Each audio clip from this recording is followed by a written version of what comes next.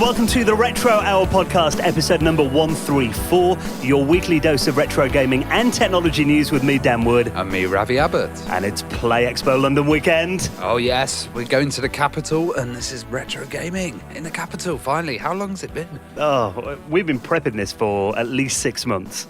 Yeah, and I think we're still prepping it now, actually, and it starts tomorrow. On the train on the way down. Yeah. But this is going to be, we've done so many of these, big retro gaming shows, but I'm beyond excited for this one. I think we're doing about, 7 panels over the weekend? Yeah, it's going to be a busy one, but hopefully we'll be able to have a play when we finish. Yeah, I'm sure there'll be playtime after. So maybe you're listening on the way to Play Expo this weekend. If you are coming along to check out any of our panels and the show, do come say hello when you get a spare second, and maybe you're a new listener on the way back. You may have discovered us. We do seem to get a bit of an influx after a Play Expo, don't we? People have got the flyers and seen the panels and stuff that we do. So if you are new to the show, the way it works is Ravi and I, we do the show every week. 134 episodes now. Every single Friday we're out. We haven't missed one, have we? No, not yet. It's come close. I think we have a break at New Year's, but that's all right. Yeah, we have 1 week off a year. But every week, the aim of this show is really because the world of retro gaming is a lot more active than a lot of people realise who are outside of it. And because when we originally started, doing this podcast, we had that discussion, how often should we do it? And at first we're like, can we fill a show every week with retro gaming news? But since then. Yeah, now we're cutting news because so much stuff is coming out. And what we like to do is we like to talk about the news here, but we also love to get a guest on, and we love to kind of have it from the horse's mouth, you know. We get the stories directly from them, and this week's guest, I'm just astonished that we've got him on. Yeah, well, this is David Brevik. And yeah, he was basically the co-founder and president of Blizzard North and created the Diablo franchise, which, as you know, is probably one of the greatest games in history, as I'm told by a lot of people. And you're a big fan, weren't you? Oh, yeah. I loved it, but I also loved the whole Warcraft series as well. And we all know how big that got. But David's currently got his own retro-style titles going on. So he's started his own company, now Greybeard Gaming, and he's gone back to designing.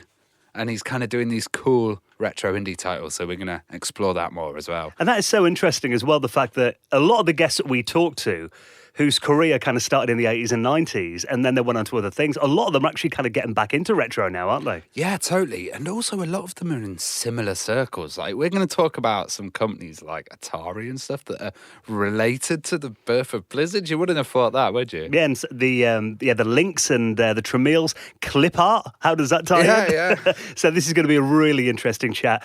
David Brevik is our special guest on the Retro Hour podcast, and he'll be on in around 15 minutes from now.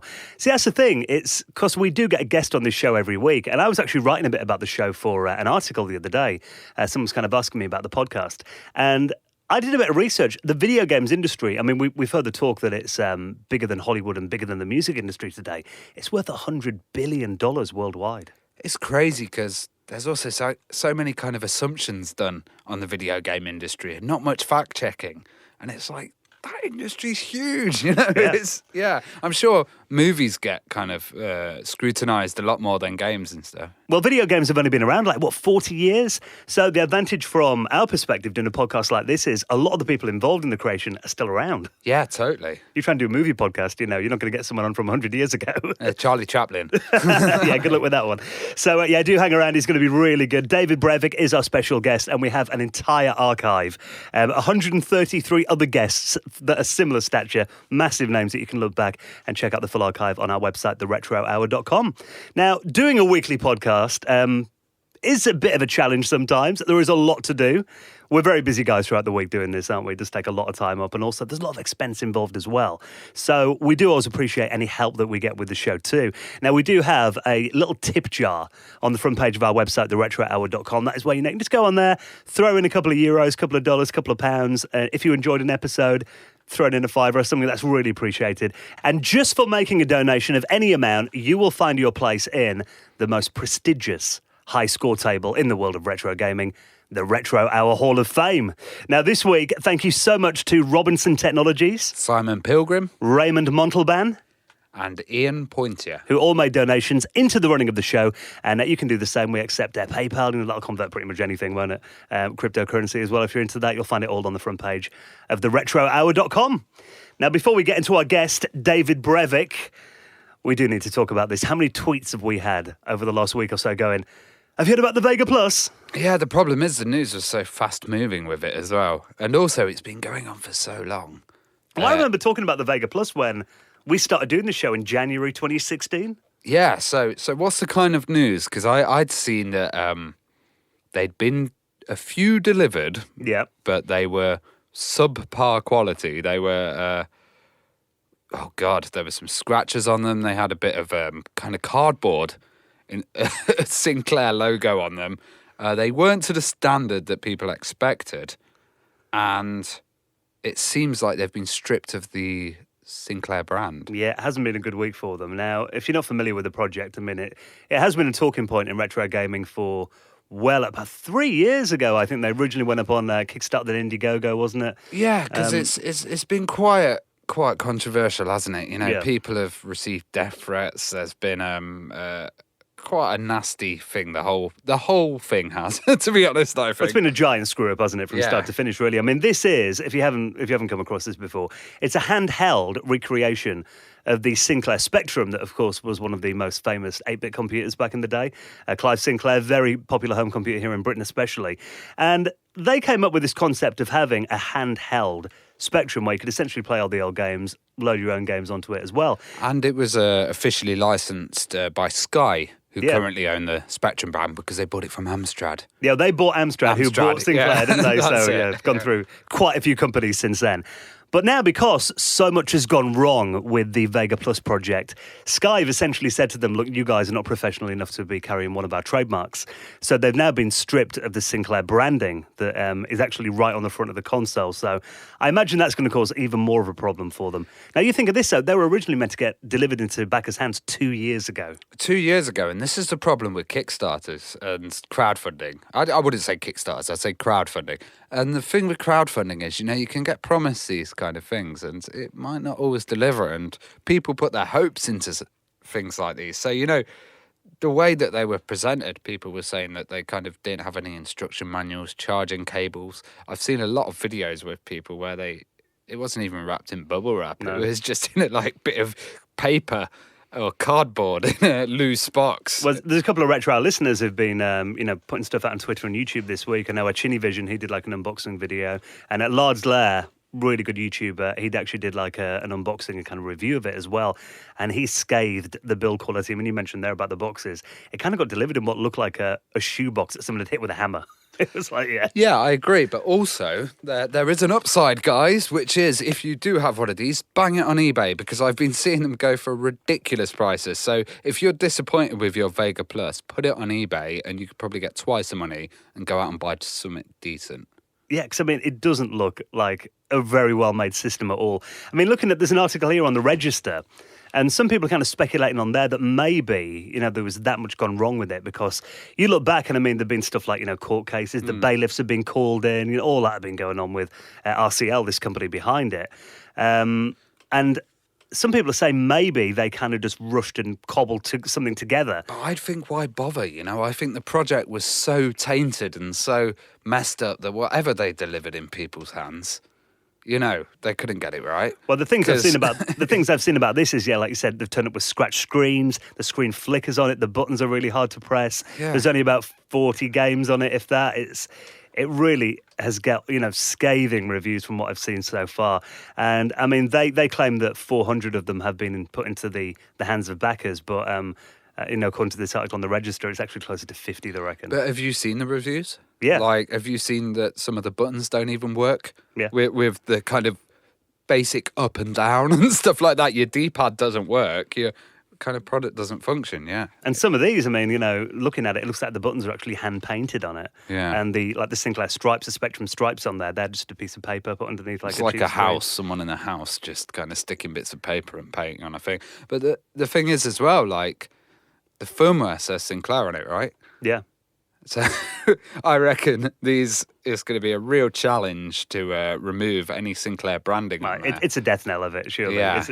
Even if they have made all 4,000, which, is still kind of in doubt. I was amazed that there was still news coming out on it. And to be honest, I would have just killed it ages ago if with all that bad press if I was those guys. But Well, I think the sad thing about it is it's the backers who really suffer here, isn't it? The people who've actually put the money into it. It's the backers, but it's also the developers, guys like Jonathan Cordwell that, invested a lot of time into it and really good specky developers that kind of been sailed down the river, you know.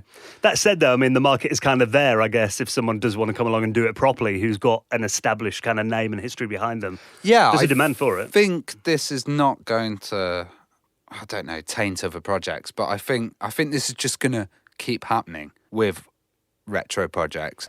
Well, you look at it and it's kind of like a lot of these companies maybe don't realise quite what is involved with manufacturing something and getting it into customers' hands. It's a lot of work, I imagine, and a lot of them maybe a little wet behind the ears, didn't really know what's involved in it, and maybe bite off more than they can chew. Yeah, totally. So the Vega Plus story, I think, is far from over yet. We'll be hearing more about it, I'm sure. But I reckon those consoles are going to be worth an absolute fortune for collectors. People will pay silly money for that. So all you disappointed backers, especially if there's only 50 of them in the world. I wonder how many are going to be on sale at Play Expo this weekend. We'll see. Right, a back alley, I'll give you this, $2,000. There's only 49 of them more in the world. Now, Nintendo have been up to their old tricks again this week. Yeah, going around and taking down things, which we know Nintendo love to do. But this is quite interesting because this emulator has flown under the radar for quite a long time. It's been around since 2015, apparently. Yeah, so it's a Java-based emulator, which is pretty cool. So you can, emulate Game Boy stuff within your browser. Yeah, JavaScript-based, yeah. So you can play Nintendo Game Boy games on your web browser. Yeah, basically. But what they say is the reason they got around it was because they didn't host any of the ROMs themselves. They just hosted the emulator files. But I don't know if that contained, Nintendo BIOS or something. Yeah, imagine the ROMs, I guess, would be Nintendo copyright. What's interesting is that Nintendo is still fiercely defending the copyright of a system ROM that came out 30 years ago. They don't like anyone else getting their hands on any of their trademarks or anything really Nintendo, do they? Using them in any way that's not officially authorised. Yeah. As well because, the Switch hasn't even got a way to play all these games on there, their current console that's released. You could understand if they had it probably is coming. Yeah, that's what I mean. They're saying, they haven't got retro games that are kind of on this system available at the moment, but they may be. And that's the whole thing, emulating something that's currently for sale. Yeah, that's going to cause problems. Is that the correct thing to do? But also, what is fair use with a kind of system? And I guess it's Nintendo's definition of fair use. Well, there are websites that have, massive archives of ROMs and everything as well. And all the games and everything are on there that kind of get left alone, which is a bit weird. But then you get something like this, essentially was just a kind of, maybe it did use a copyright Nintendo ROMs. I imagine it did if it got took down by Nintendo. But again, all it was doing was providing a way for you to play games that you got elsewhere. And on the flip side of that, companies like Sega, who haven't been knocking out fan-made games and stuff, have now reaped the benefits with stuff like Sonic Mania, where they're actually working with these fan developers and bringing back the old franchise. So, Yeah, well, that game probably would never have existed if they got no straight away to exactly. Christian Whitehead, Well, I do think sometimes Nintendo do cut off their nose despite the face, don't they? It's a bit like, yeah. I can understand you've got to be protective about your trademarks and all that, but sometimes it kind of feels like Nintendo are still stuck in the 80s. Totally, with that kind of I think attitude. the hardest thing in the world to probably upload on YouTube is Nintendo footage, right? You could probably put some horrific stuff on there, but you couldn't put Nintendo footage. So. Well, we did a Let's Play, didn't we, Christmas on the Nintendo Switch? Yeah. That got demonetised about 2 days after because it showed Mario Kart and stuff. They didn't take it down, but Nintendo, who probably need the £4 I'll make from the video. So, the good thing is there are lots of ways that you can play Nintendo games if you want to, but I think until Nintendo get this online service on the Switch and you can actually play these games, it is a bit harsh kind of cutting off people's emulators if they want to play the classic games that they had back then and bring back some memories. Yeah. So Nintendo, they're a very nostalgic company for a lot of people. They want to revisit the past, and that's a nice way of doing Have you seen this new Nintendo box where you can get kind of Nintendo fan nostalgia merchandise sent to you every month? No, what's and you this? get different types of stuff. I saw it online. It's like one of those loot crates. Yeah. But it's like a Nintendo fan special crate. Yeah. What do you get in there? Like games and consoles and Just stuff? like cards of like Mario and stuff, like a little sweet case that looks like a Game Boy or something. You're really selling that well then, yeah? Now, you can tell I'm not a Nintendo fan guy. Yeah.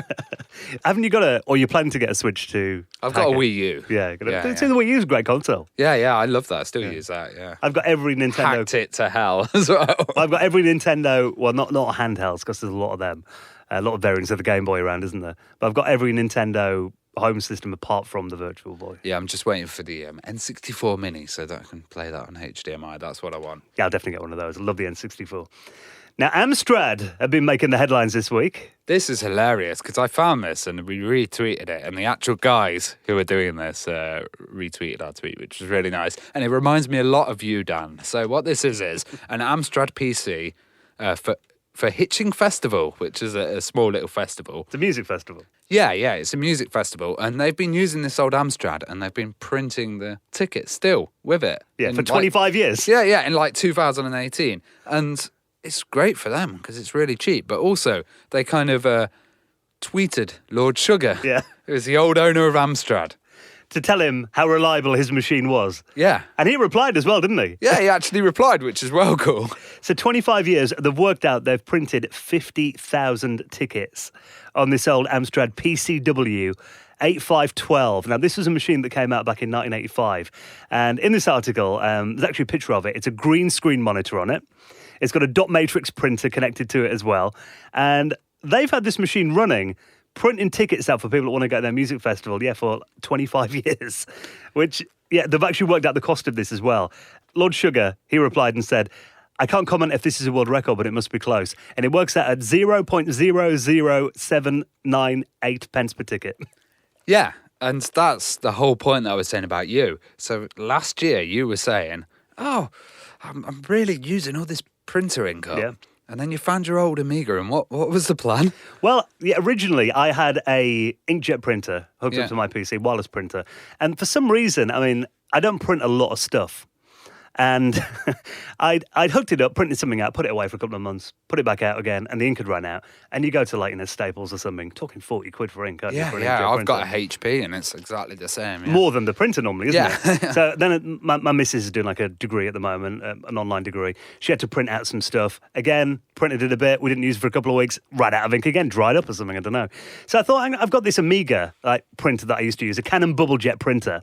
Got it out the attic at my parents' place. Turns out, ink for it is really cheap on eBay. I managed to get something like 50 ink cartridges for 50 quid. Wow. So to print letters and all that, it's fine though. Yeah, for monochrome stuff as well, yeah. But the big use for it was when I got married last year.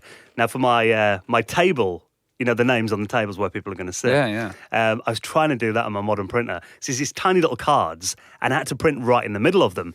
And trying to do that, we've got a laser printer now. Impossible to try and get it lined up. You try sticking it on a bit of A4 and moving it around and all that. Then I thought, I wonder if that Canon bubble jet can do it.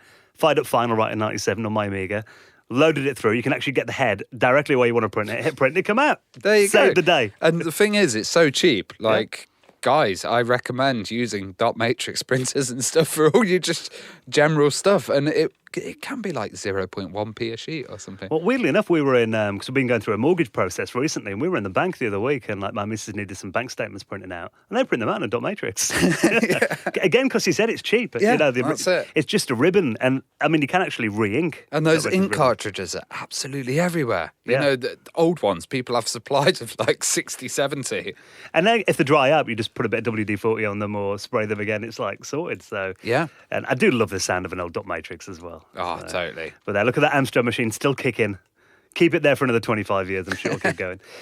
Now, this is a really, really interesting company who you don't hear all that much about. Probably the most groundbreaking dead company in Silicon Valley. And we're getting a movie about General Magic. Yeah, so General Magic were kind of within Apple Computer. They were a company based there. And the thing about General Magic is we've had a lot of films about, Steve Jobs. Yeah, Apple, We've Microsoft. had endless films about Steve Jobs, but we haven't had the kind of people that invented the emojis, the guys that built the internet. And this film, I was just looking at a section of it, and they had the CTO of Twit sitting with the guy who made Google Circles next to the engineering VP of eBay, BlackBerry and Samsung, also head of speech recognition. It's pretty much a hardware designer of the iPod and the iPhone. Yeah, it's like the old Apple techs, the absolute legendary guys that originally did the stuff, with all these fresh-faced young guys, and they're creating the internet. Like some of the projects that came out of this, Safari. Yeah. Like they've got the VP of Google there. There's a founder of Nest sitting with the iPhone and the iPod hardware designers. So that's what all these guys went on to after General Magic, isn't it? But they did the foundations of what essentially became all of those projects while they were working there between 1990 and 2002. Yeah.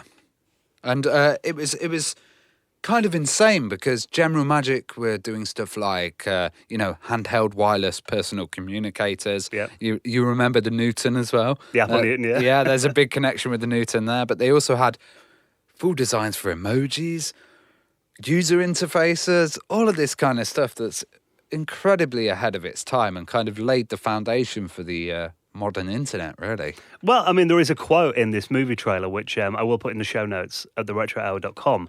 And the trailer's about 2.5 minutes long.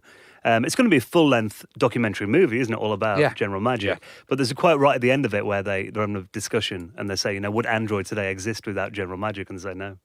Yeah, totally. And that's the thing. It wasn't Steve Jobs that did it all. No. There was lots of people around him, but all that innovation was also coming from Apple, which is just absolutely fantastic. Yeah. And having that hooked up with the Next.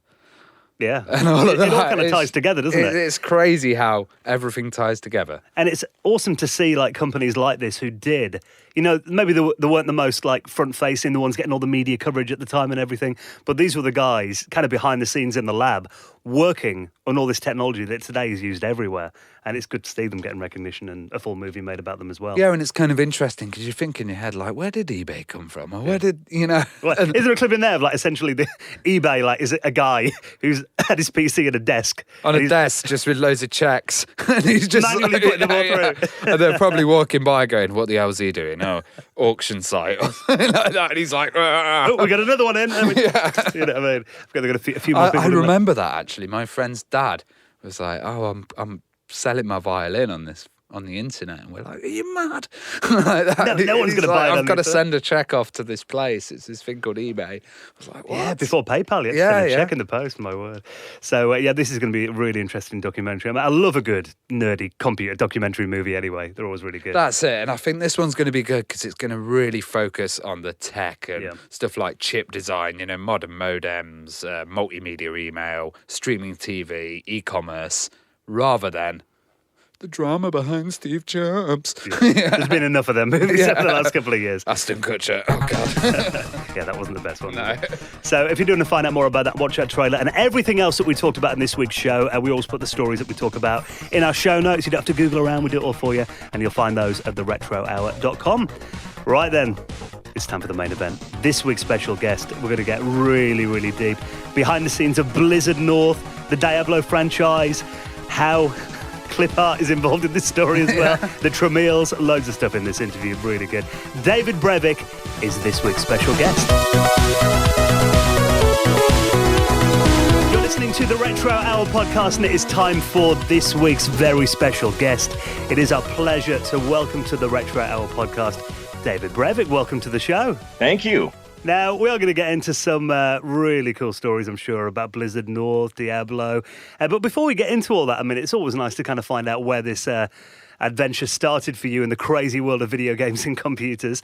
What was kind of your first experience with computers and video games? Where did it all begin? The very first time that I ever played a video game was Pong. Which really dates me, but that was the very first video game machine that I ever played. Even I had not played an arcade machine before that, so a home version of Pong was the very first one. But really, the kind of the desire and the magic really started to happen right when I started playing Space Invaders in the arcades. It wasn't really at an arcade; it was like at a sandwich shop down the street from me. And then the Atari 2600. That's when the passion for video games really grew. So was that your kind of first home console then, after the Pong machine, the Atari? Yeah, Atari 2600 was my first home machine. And then my dad, I was fortunate enough that my dad ended up buying an Apple II Plus really early. I don't know, that was maybe like 78 or 79, somewhere right in that time frame. I can't quite recall. And that's, then I started teaching myself to program, and that's where the passion for programming really came. Well, did that kind of drastically change your view of computers, being able to program instead of just playing the games on it? Yeah, I mean, definitely. I was a game nut. I loved games and I couldn't really buy games because I was a kid. So and my parents would buy a limited amount of games. Like I could get a game for like my birthday or Christmas or something like that. But it wasn't like I was just, getting a game a week or something. So there were just very limited times and so I could though like earn enough allowance and stuff to go and buy a magazine, and the magazine would have games in it that you could type in, and it would have the complete program listing that you could type in AppleSoft Basic and play the games. So that was really like one of the ways that I started to learn how to program and learned and really developed a passion for gaming was copying this code out of magazines. I remember doing that as well, and probably 90% of the time they wouldn't run first time. You had to go back. Yeah, absolutely, and it was more like nearly 100% for me, mainly because there were a lot of times there were two big problems. One was that the data entry was really difficult because it would end up having like a series of just numbers that you would have to put in. And it was like, 234, 36, 19, et cetera. And then like this long chain of like, let's say 100 plus numbers that you would have to type in because it would make all these tables and sprites and stuff out of this data.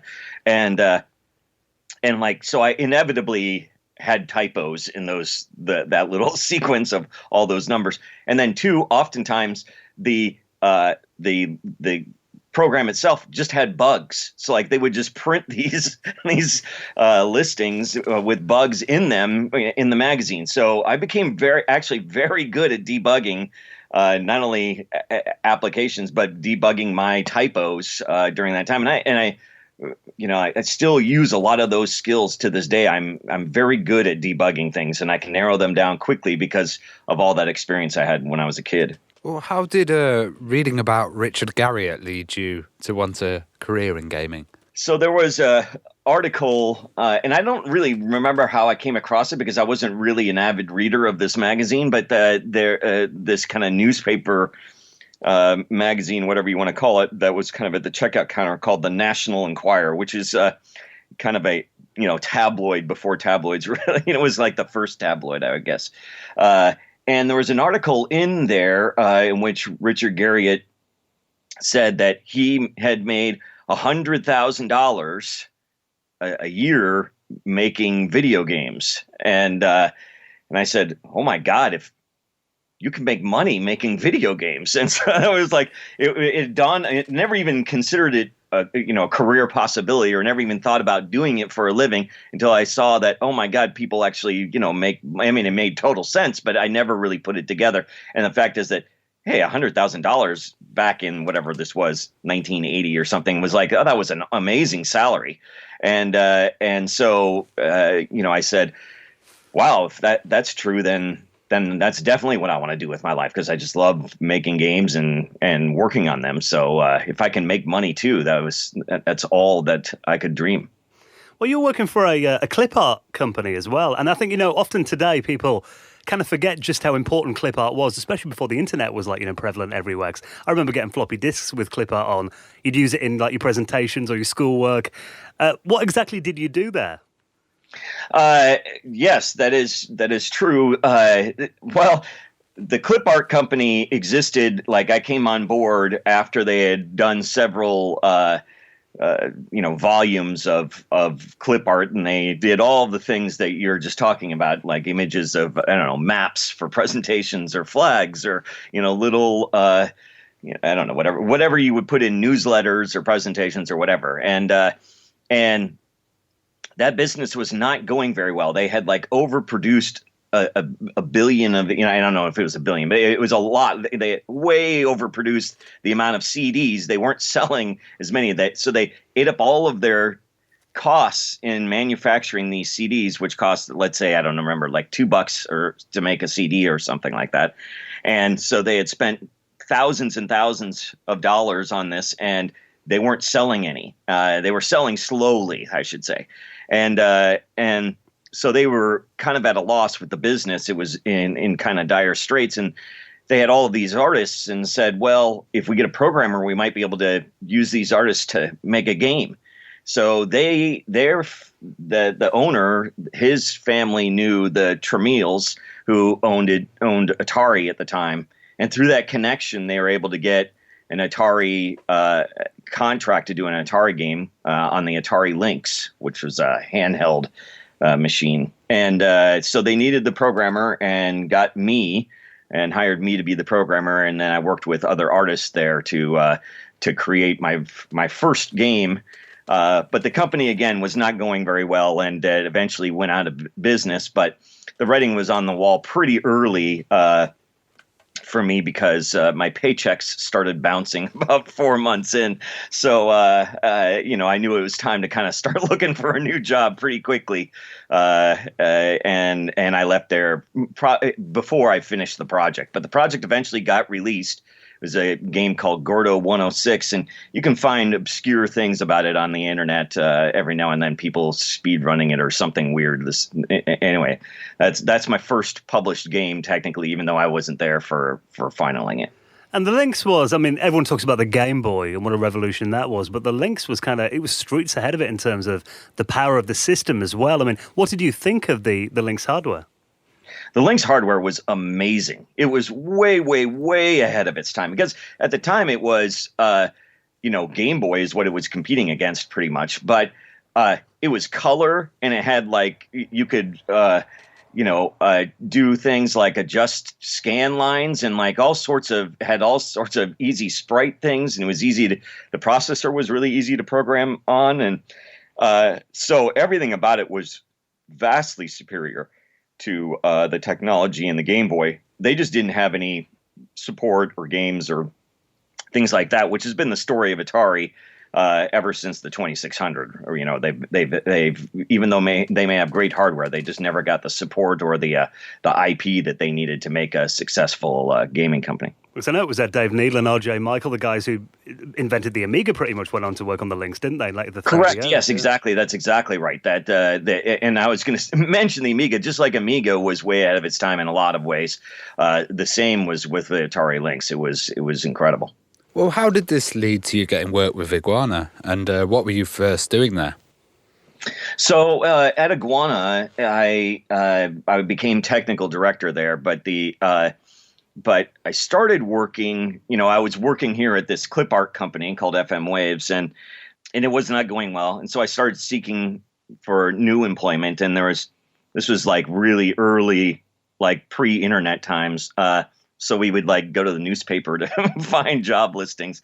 And there was a job kind of down near where I was living in San Jose. So I went over there and interviewed, and it was a little bit of a absent-minded professor. They wanted to hire somebody with experience, and I had a little bit of experience, but it was, just working on this one product. And I interviewed there probably 4 times, and every time I went to go interview them and show them the project that I had been working on, and I technically knew what I was doing, I would forget something. I would forget a cable or something, and I couldn't show the stuff off. I kept forgetting something, and they were like, "Oh my God, this guy seems really great, but he seems a little bit like that absent-minded professor." And so eventually I got everything together, and then they hired me, and so I left FM Waves and joined Iguana Entertainment, and the very first project I did there was a conversion of an arcade machine. NFL, it's super high impact football, kind of a American football conversion from. It was kind of like NBA Jam styled football. Is about the best way to describe it.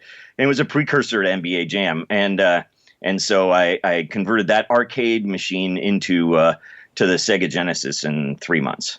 And they were doing a lot of contracts for Acclaim, were they? Correct. This was a contract with Acclaim at the time, and this was one of their first contracts with Acclaim. And Acclaim was super impressed with the job that we had done. It was like one of the very first projects that they had ever had that was on time and on budget. Like, you know, and then there was also the Super Nintendo conversion of the arcade as well. And that development company was like floundering. It was not. They were way behind our version, and so we looked even better because of the other dev kind of floundering and us getting it done on time. So that really led to quite a bit and a lengthy relationship between Iguana and Acclaim. And I heard you accidentally turned down Mortal Kombat. Well, yeah. So we had done this arcade machine, the super high impact football conversion, and Acclaim's like, well, this is really great. You guys want some more work? We got lots of work that we would love to give you. And so we said, yeah, sure, we're interested in more work. And so the president of Iguana, a guy named Jeff Spangenberg, and myself said, well, we got this new arcade machine. Why don't you go take a look at it? So we went and we played it. And I was like, oh, man, this game is great. This is going to be a big hit. I think we should take this job and stuff. And Jeff's like, nah, I don't know, man. This game seems too quirky. This is, it's too weird. I just think it's kind of silly with all the, gore and stuff like that. And so he eventually turned that down, which was Mortal Kombat. And then, he totally regrets that, obviously. And then later they came back and said, so we got another arcade machine that you should try. And so we went and played that one. And that was NBA Jam. And I said, oh, yeah, this is a really great game. This is also going to be a really big hit. And he said, okay, well, we're not turning this one down. And so we took the contract to do NBA Jam. Well, how did this kind of close relationship with Acclaim make you want to start your own company and kind of break free of the Iguana? The reason I left Iguana was because they moved the company from the San Francisco Bay Area to Austin, Texas. And I didn't want to I didn't want to move to Texas. And so because I had done some work on, for Acclaim, doing the NBA Jam, started work on that, as well as doing the super high impact football. And also at Iguana had made this game called Arrow the Acrobat for Sunsoft. I was able to kind of get some work for hire from a couple different companies, from Sunsoft and from Acclaim, and that provided us with the contracts to do extra development work. So I could create a development company, and so I asked two of the artists that I had worked with at the FM Waves clip art company if they wanted to join me and start our own company, our own development company, and make games with just the three of us, or maybe we need more, but start out with the three of us. And they said yes. And that was Max and Eric Schaefer, the brothers that I had met at the clip art company, and myself. And we started our own development company called Condor, and Iguana moved to Texas, and we got the contracts to do a game for Sunsoft called Justice League Task Force, which is a fighting game starring the DC superheroes, and as well as from Acclaim, we were able to get a quarterback club, a NFL football game on the Game Boy and Game Gear. So we were able to get 3 contracts to do work right off the bat. So that made the transition easy to create our own company, as well as kept me in the Bay Area.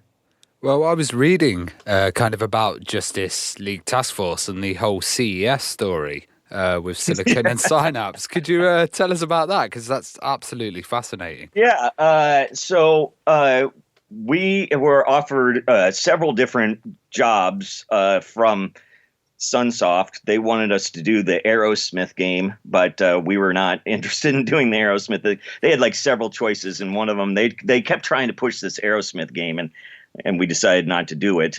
Instead, we really wanted to do this DC superhero game, which was a kind of a Street Fighter clone, but with the DC superheroes. And they said, okay, well, but you know, we're just making it on the Genesis. And we said, that's fine. We didn't need, you know, that was enough work for us. And so we went about making the Genesis version of this product. And then we would go to these trade shows. This was before E3 existed. We would go to the Consumer Electronics Show, which is this gigantic trade show here in the U.S. where they have everything from car stereos, TVs, refrigerators, and video games were a section of this gigantic show. And so we would just have our little video game setups right next to, you know, the car stereos as they blew us out, and their sound was way louder than our sound. And so we showed up at the trade show, and lo and behold, somebody else is making the Super Nintendo version of this game. It wasn't that they weren't making the Super Nintendo version. It just was a different developer had the contract. And we didn't know that another version of the game was being developed, and we didn't know that they like we had never spoke to the other developer or like had any kind of, you know, shared any notes or anything like that. You know, there was no idea that this other version exists, and same for them. They didn't know that the Genesis version was being created. And we show up at the show, and the games are kind of strangely similar, which was bizarre. I mean, like even some of the artwork and things like that, and the locations and stuff that we chose were similar to theirs. Our moves were kind of very similar to each other and whatnot. So we kind of just got to talking to them, and they're this development company called Silicon and Synapse, and we kind of hit it off with them. We had a good time, and they're like, "Oh yeah, we're doing this work for hire stuff, but we really want to make PC games."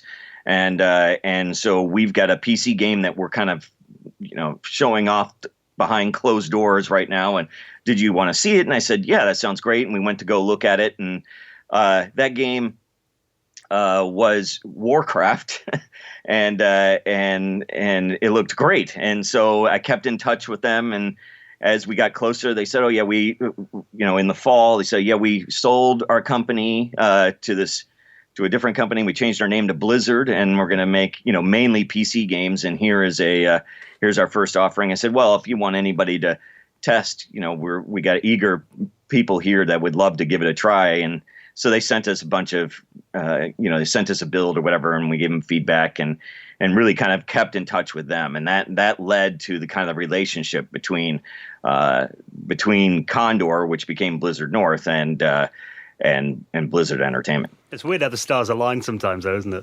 It's bizarre. I mean, it's so strange if you think about all of the like twists and turns in my career that led to the creation of what eventually became Diablo. Like the way that this, like all of these things kind of aligned is bizarre. The fact that the owner of Iguana got married and moved to Texas. Like then I created a development studio.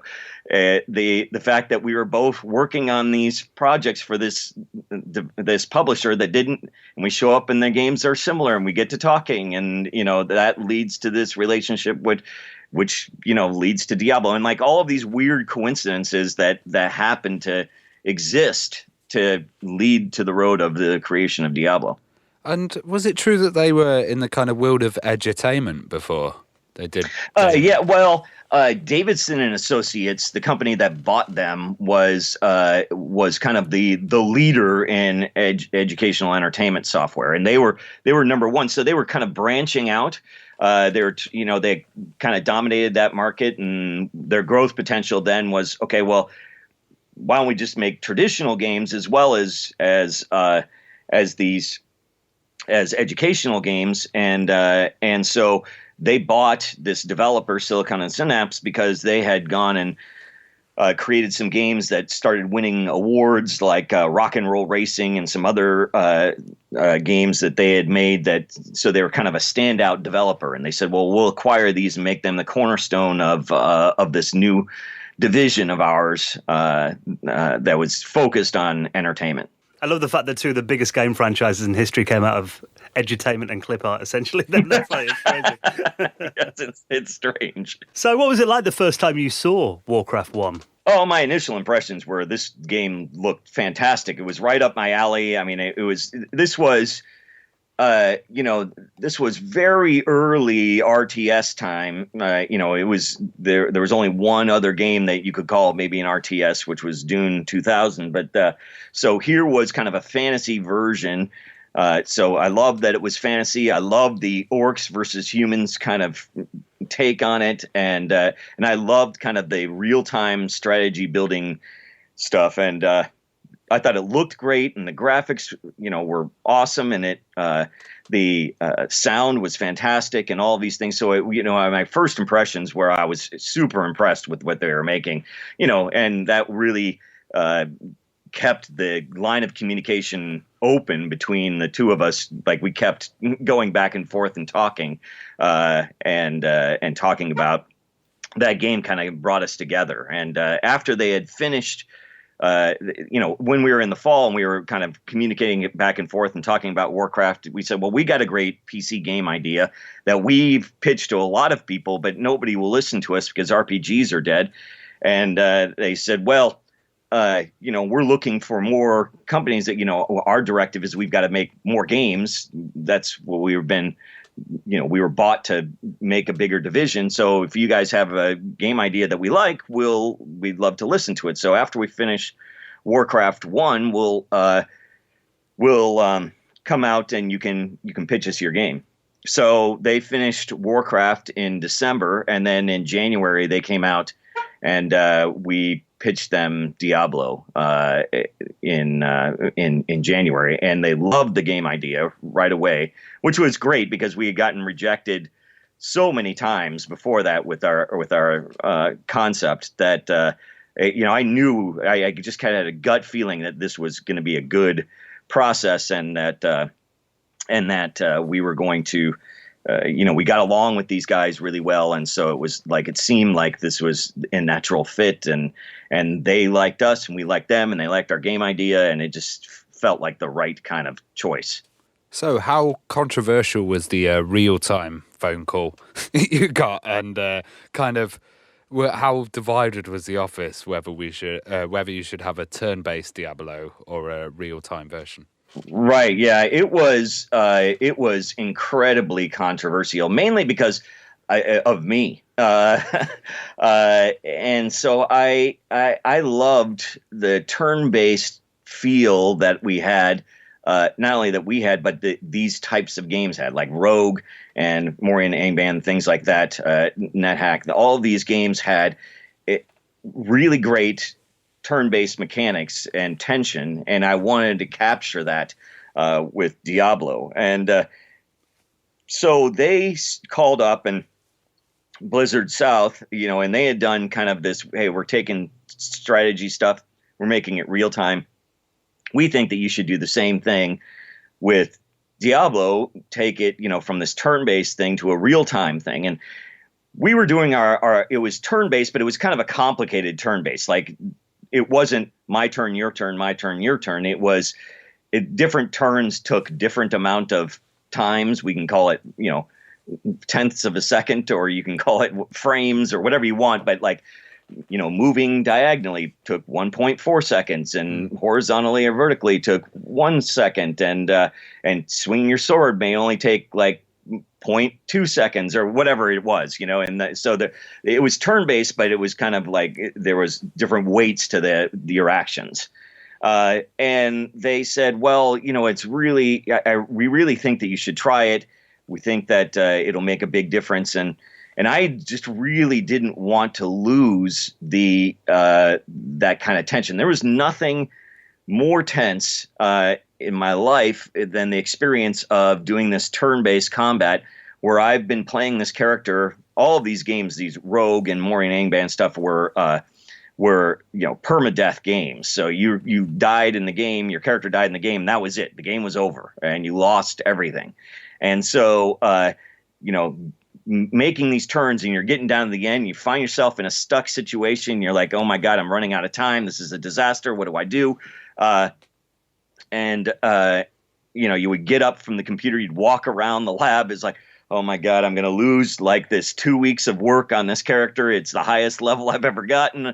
I can't believe this. I'm in deep doo-doo at this point. And so you would plan out all of these things and look at your equipment. And like, there was this intense period of time where you're kind of agonizing over which moves you were going to do. And that inevitably you died. It was very sad, and your character was deleted, and you didn't play for 3 days as you calmed down, and then you come back and play again. But I loved that feeling. I loved the intensity of that. And I thought real time is just not going to have that, right? You're not going to have this moment where you're like, oh my God, I'm about to lose everything here. I've got to really think this out. And is there anything I can do to kind of give myself the best odds I can of succeeding? And so I didn't want to lose that kind of spirit. And so I was very adamant that I did not want to do this. And so we started talking about it as a group in the office, and people started hearing more and more about it. And pretty much everybody in the entire office was in favor of changing it into real time, or at least giving it a try.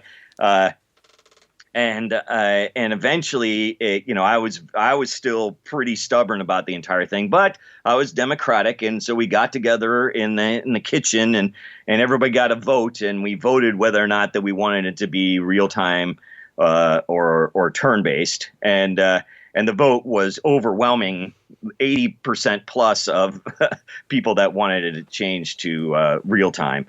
And so I said, okay, well, we'll give it a try. And then so I called up Blizzard, and we were still kind of work for hire at this point. We had signed the contract to do Diablo, and we weren't Blizzard North at the time, and said, well, yeah, we can do this, but it's going to take a lot of time and work and stuff. And so we need a little extra money to make this massive change. And so they agreed to a little bit more money. And I said, okay, well, we'll do that. And so I came in the office on Friday, and I said, okay, we're going to make this big change. Everybody come back, everybody go home.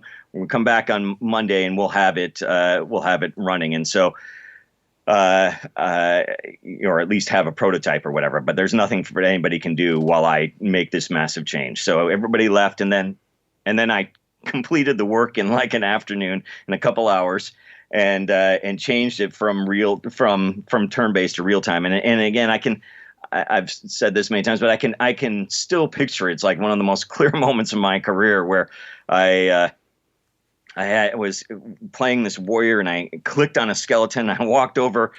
He walked over and he bashed the skeleton. As soon as I clicked, he walked over and he smashed the skeleton, and it felt so good. I was like, oh my God, it was incredible. The sensation, the experience was, again, it was like, the heavens parted and the angels sang, and like the light shone down into the office kind of thing. I mean, it was like, oh my God, this is just so incredible. It was just night and day. Obviously, how could I have ever thought that turn-based was the right thing? I instantly had flipped. It was obvious that this was going to be a winner. This was something magical, and so from that moment on, we never looked back, and kind of changing it from turn-based to real-time was just an incredible stroke of luck and genius that made it something that makes Diablo stand out forever. Well, even when Diablo, was in development generally, I mean, the technology landscape was changing so much around that time in the mid-90s. Even the launch of Windows 95, new graphics cards seemed to come out that were 10 times better than the week before every couple of weeks. I mean, did the rate of technology change at the time influence your development? Yes, absolutely. There were all sorts of things that did. One is that when we started out, it was going to be DOS. And we changed to Windows. 95 came out, and we changed to Windows and DirectX. So we, gone were the days of DOS and you having to, use extended or expanded memory, and what IRQ is your sound card on, and all of these nightmares that was almost impossible to install anything or play a game on the PC. And so getting rid of all of those things, and getting rid of there were 87 million different standards for video cards and how they access their memories and things like that. So unifying that with DirectX was just incredible. And that really made a huge difference. So that technology was big, and then also the internet really was becoming the full-fledged internet, and people starting to play games over the internet. And we thought about at the time, hey, what would be really cool, us as gamers, is thinking it'd be really cool if we could not just play like a LAN game, because we had done some LAN stuff with Warcraft 1 and Warcraft 2, but it would be really cool to be able to connect with my friends all over the US or world and play together. And to do that right out of the box, so that you didn't have to get on some kind of weird service, because there are services popping up where you could matchmake with other people around the world or whatever. But we wanted that experience to be something built into the game. And so we invented BattleNet and created Diablo, made Diablo into a multiplayer game using this BattleNet technology about 6 months before the game shipped.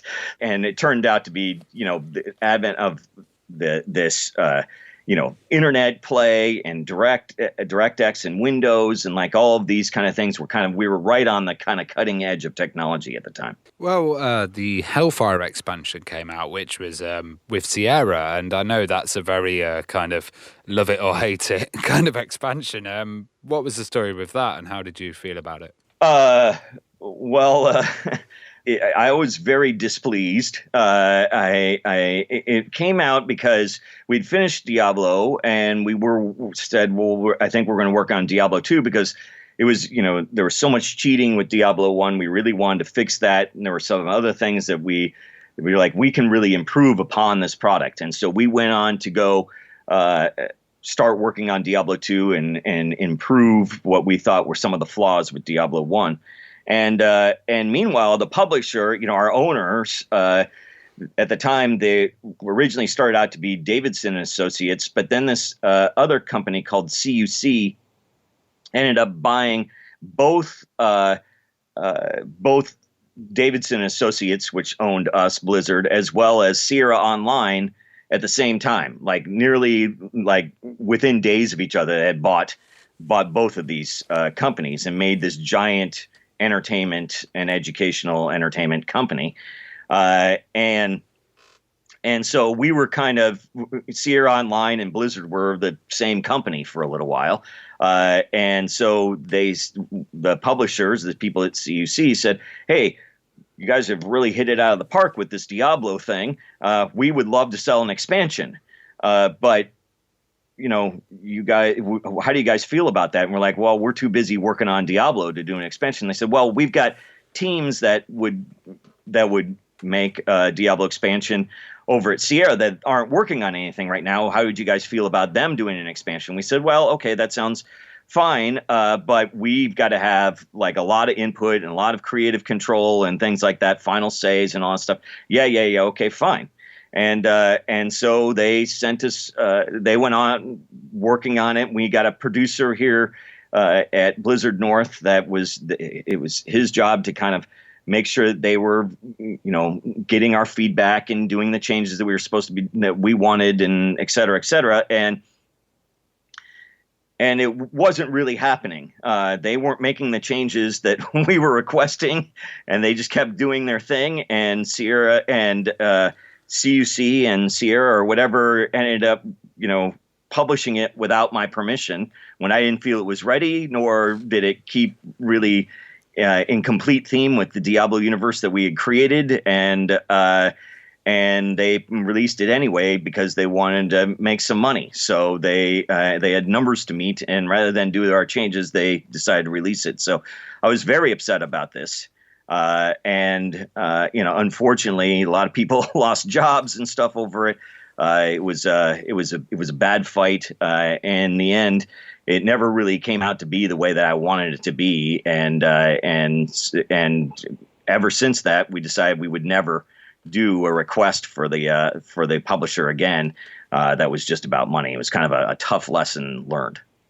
Yeah, because one thing that I looked at as well was the Warcraft Adventures, and That was actually co-developed by the Animation Magic guys who did those infamous CDI Zelda games. Right. Why did you kind of decide to can that? Was it to keep the standard of Warcraft quite high?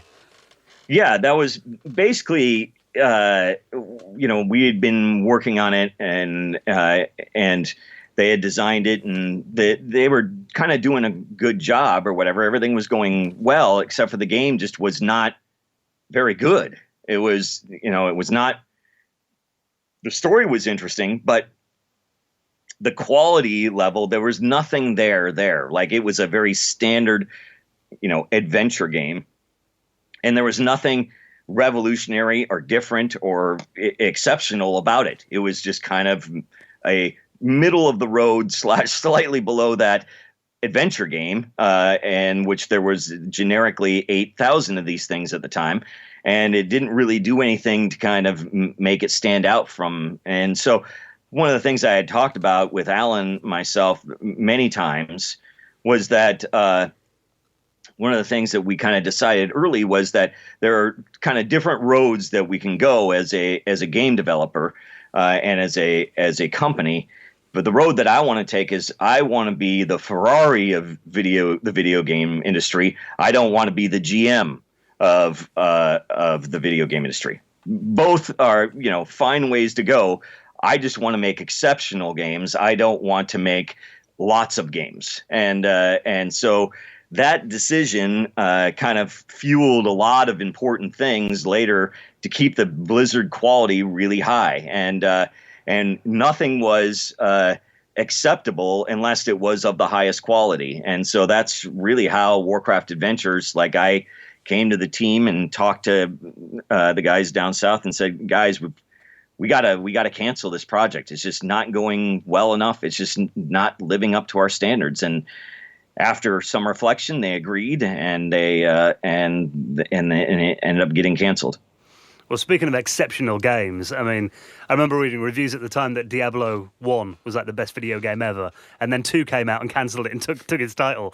And I mean, even after a decade, it was still in the top 10 after release, wasn't it? So, I mean, how did the changes in technology help with that game then? Well, actually, they hurt us more than anything at the very beginning, I think. The technology obviously was rapidly evolving at the time, and this was kind of the dawn of the era of like 3DFX video cards, 3D video cards, and so a lot of people were converting their games to using polygons and doing 3D art and 3D worlds and stuff like that. But we wanted a much higher fidelity on our graphics in terms of we really wanted them to look better than you could make with 3D stuff. The 3D stuff was pretty rudimentary at the time. It was like, let's say, trying to make a tree out of 25 polygons or whatever. It just didn't look very good. And so, if we wanted to have lots of trees in this rich world, we had to stick with sprites. So in some ways, we got kind of dinged when Diablo 2 came out, because it wasn't 3D, and we were kind of behind the curve then, technology-wise, in terms of graphics. That said, I thought our graphics looked amazing, and they still hold up today. Where I don't think that if we had used, low-res polygon stuff, it would be nearly the kind of way that people look at it and remember it fondly now. So I think that some of the technology hurt us. That part of it was maybe a bit of a hindrance, but there was plenty of other things that went our way and was really helpful. And mainly it was technology of things like changing Battle.net into a client server model, so that we could control the servers and people could play online, and we could really curb the cheating. In theory, you can eliminate the cheating, but we learned a lot on how not to do it when we were making Diablo 2 and how not to do client server, because we just didn't know any better. It was our first time that we had been doing that. And so there was still cheating, but we were able to kind of plug up a lot of the holes eventually and get it to be a very kind of cheat-proof environment. Well, my understanding was that the kind of Diablo 1 and 2 team did a build of Diablo 3. I was wondering how much things changed in the development and what kind of caused people to leave Blizzard. Well, that's a big question. Yes, Yeah. we were working on Diablo 3, and we were working on it. It was originally designed to be an MMO, but not like an MMO like World of Warcraft or EverQuest or anything like that. I know as soon as you say the words MMO, everybody instantly thinks, oh, it's going to be just like World of Warcraft, but with Diablo characters. But that it was nothing like that. It just means massive multiplayer, meaning lots of people online together, playing together. So a little bit more like Path of Exile than it is World of Warcraft. So, but it was even more of a of multiple people running around in this world together, all over lots of people in your particular zone and things like that. So it was still the same Diablo perspective, same Diablo kind of action and whatnot, but it was going to be thousands of people in the world playing together. And so we started working on it. It was a 3D game. It was going to use 3D graphics and models and stuff, and we started work on it. And then we left. We had a fight with the owners. There's a long history of the ownership of Blizzard. Like I had said earlier, CUC had bought Sierra Online and Davidson Associates. CUC then merged with this company called HFS to become this company called Sendent.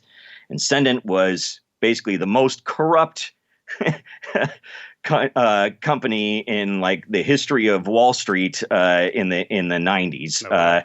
It was the Enron of the 90s, and they had totally fabricated all their books. People went to jail. It was a complete disaster. So that company owned Blizzard Entertainment, and then they sold the thing in kind of a fire sale to a French utilities company, a water company called Vivendi, that had changed from being just a utilities water company to being they wanted to be a communication superstar.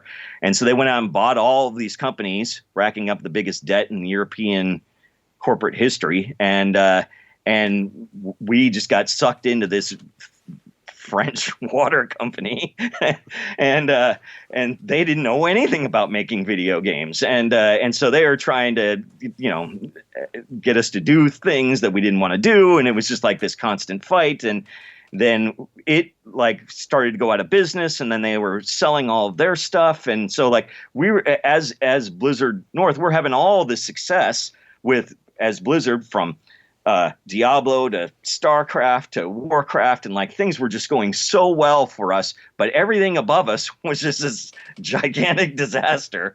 And so we were fighting and fighting and fighting all the time with the ownership.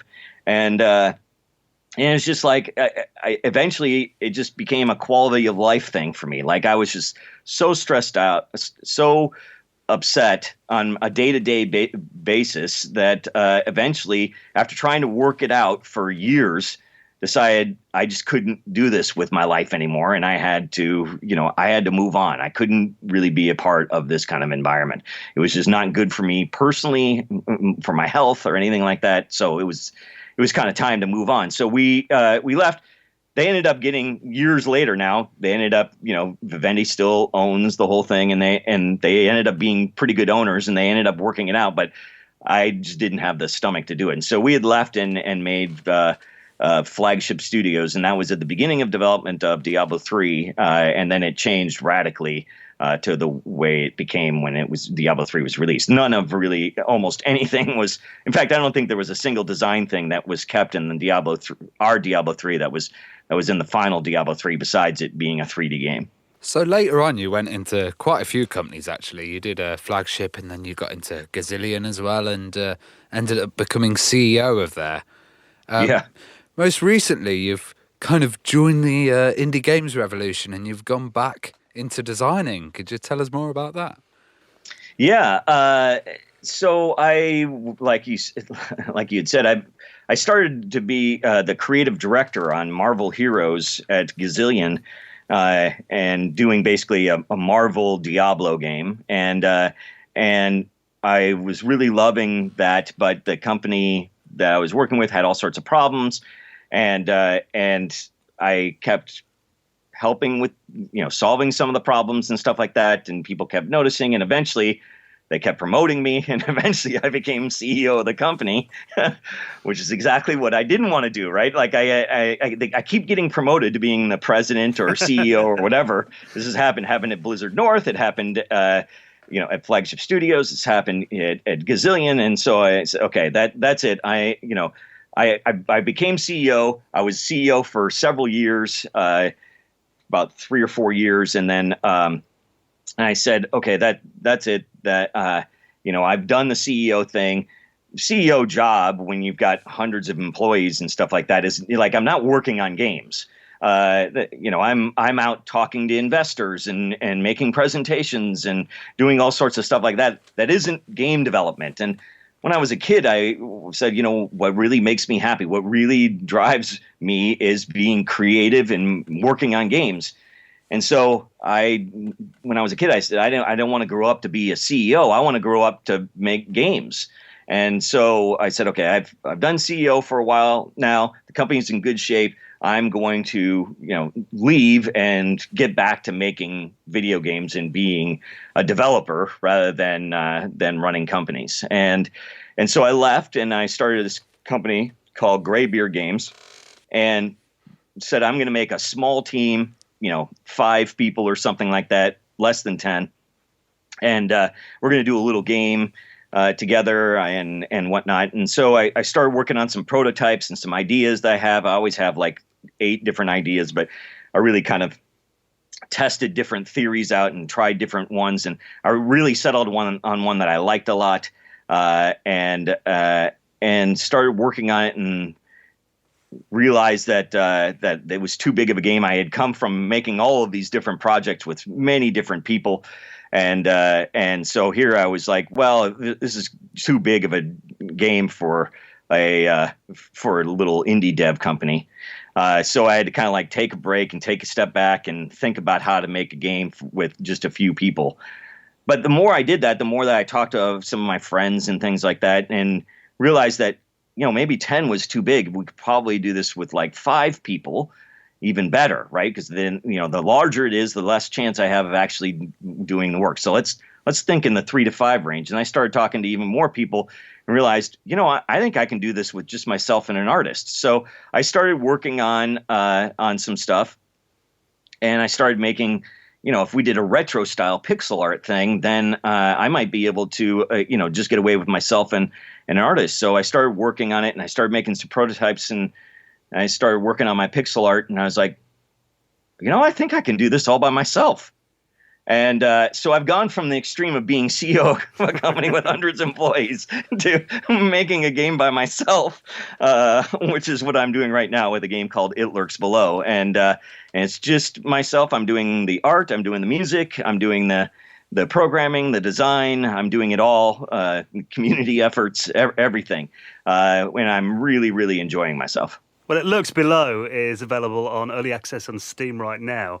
And it looks fantastic. I mean, I'm just looking through some of the features that are in here as well. What's kind of been the feedback from gamers in the community so far on it? Oh, so far, the feedback has been incredibly positive. People are very addicted to the game already. It's basically, it is Diablo from the side.